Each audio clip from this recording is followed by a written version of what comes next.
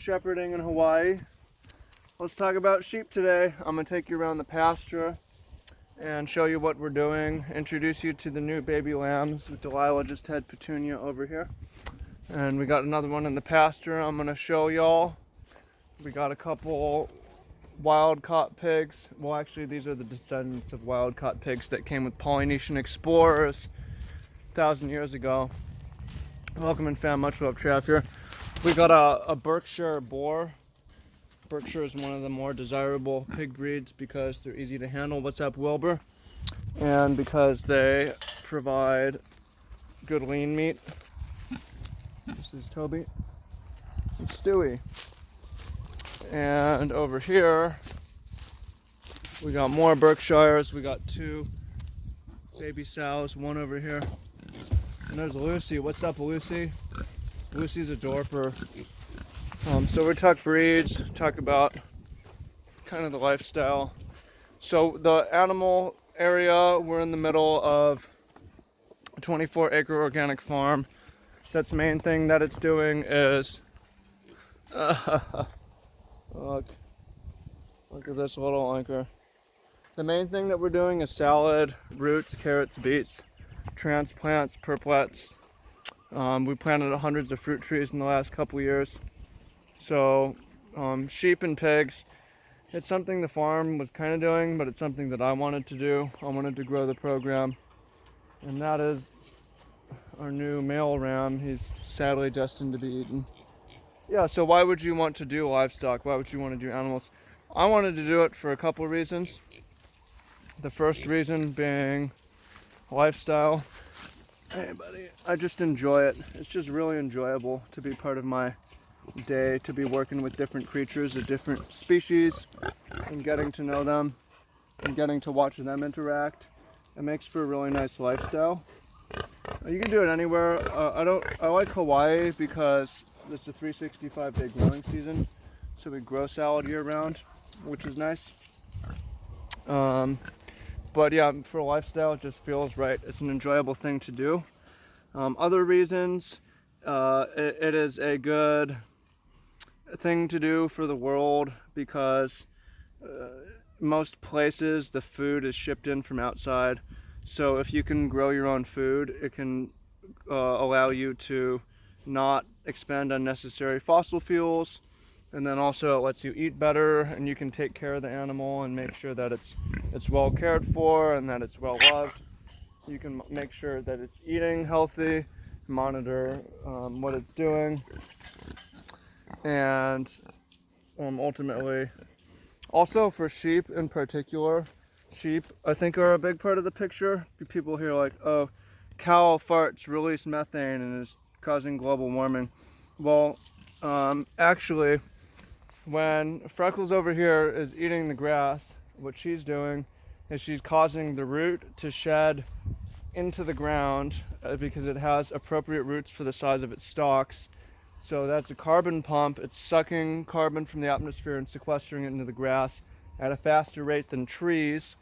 So when you have grazing animals like the buffalo, and there's 100 million of them, when settlers came, roughly the same amount, but they're grazing, it creates a whole different situation than when you have them concentrated in one place and their waste becomes a biohazard instead of enriching the soil over a large area. So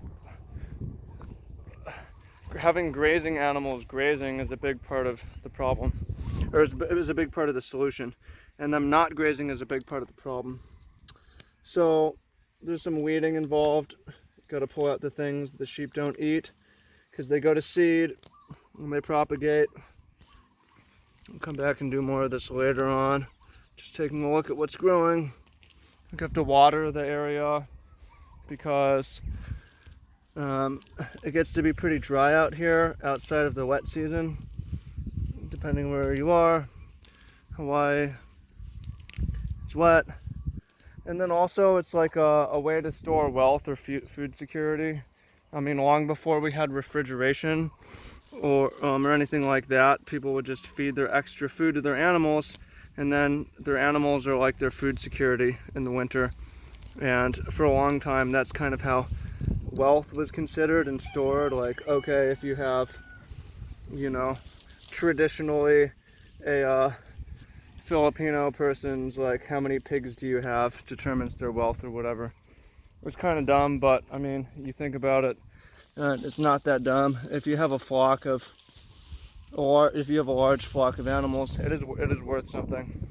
And we actually bought these Berkshire pigs $800 a piece. So they're expensive, and it can be lucrative, it can be profitable. So I'll talk a little more about feed. I'll show you some of the other stuff we're doing. Once I need to come back and do that later. Once I start, so maybe you can relate. Once I start weeding, I just want to keep weeding.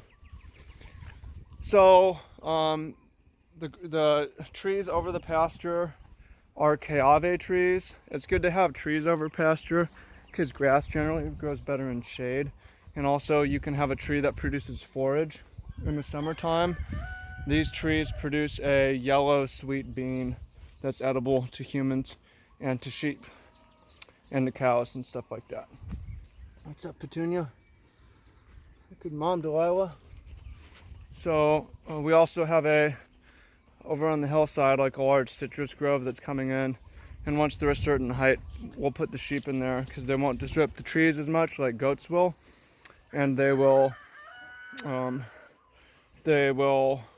weed the area by removing the competing grass and stuff like that, which is pretty cool. So I mentioned, okay, we have other stuff going on. Any of our unsold produce, a lot of beet tops, carrot tops, various things. Overripe mangoes, because we buy and resell all the mangoes in our valley, which is a lot, thousands of pounds a week during the season. They go to the sheep and they go to the pigs. We also have a cafe, and the pigs get a lot of the leftover stuff, like the extra rice and beans and pasta that people don't eat. Organic, so they get to eat pretty good too. For watering, so that it's not a duty, we have these nipple systems. The animals train up on them pretty quickly and learn, which is nice. Over here, this is the sheep table for shearing, cutting their hooves. And the way that works is you put the food in here, the feed in here, you let the sheep put their head in, and then, oh, you're gonna do it right now? Barney. And then you can walk their head in, and then tie a rope, and then you can access their feet, and so on. Let's see, what else? Yeah, so that's their pasture area. We do send them around to do some weeding and stuff like that. Currently, it's kind of just bucket training. Like sheep, you have a bucket and you lead them around. We should get on the electric fencing game relatively soon and use them to toss them around field edges and prune like that. Here, I want to show you some other stuff that we got going on in the area. It's a pretty cool area. There's also chickens over here. We're not going to go over there, but we're talking about bringing chickens into the pig area so that it makes the composting easier. Got all kinds of secret fences. Fun setup. Lots of aluminum, random wood. Found fencing. Okay, so this area I'm going to show you here. This leads into the pig pen, but this is also the pigs can free range in this area sometimes. We have this is kind of for school tours. Sheep.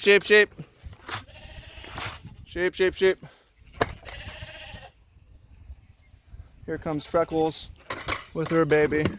And then there's a compost pile over there. I'm going to show you what's going on with that. Freckles. Sheep. See, she's coming. Here she comes. Let's see. Come on. I'm worried the babies are going to get trampled. Be careful, babies. 1, 2 babies. Yep. And the mad rush and the mad scramble.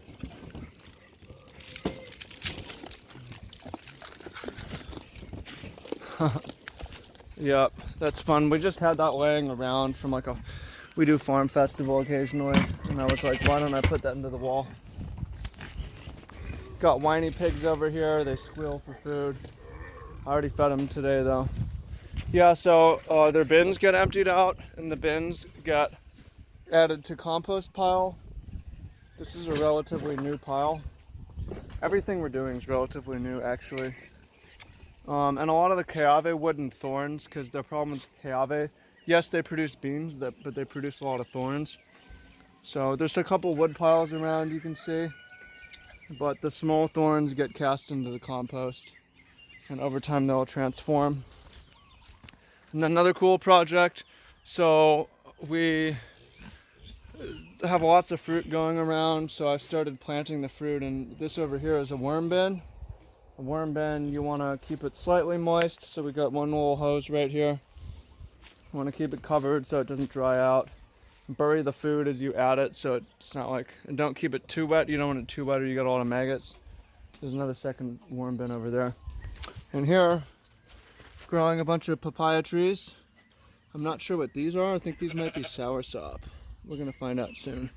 But yeah, papaya trees. I'm gonna transplant those papaya trees soon. And then I run a farmer's market on Saturday, so I'm gonna start bringing some of those papaya trees to sell. And if not, I'll just plant them alongside the road over here. It's nice. What's tricky about papaya trees is the males don't fruit.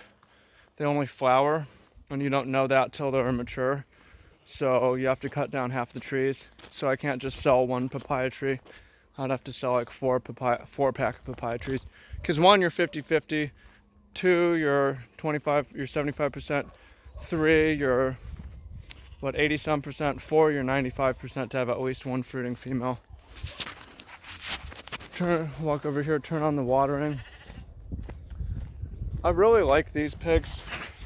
These pigs, they're partially domestic, but they're mixed. They're also partially the wild breed.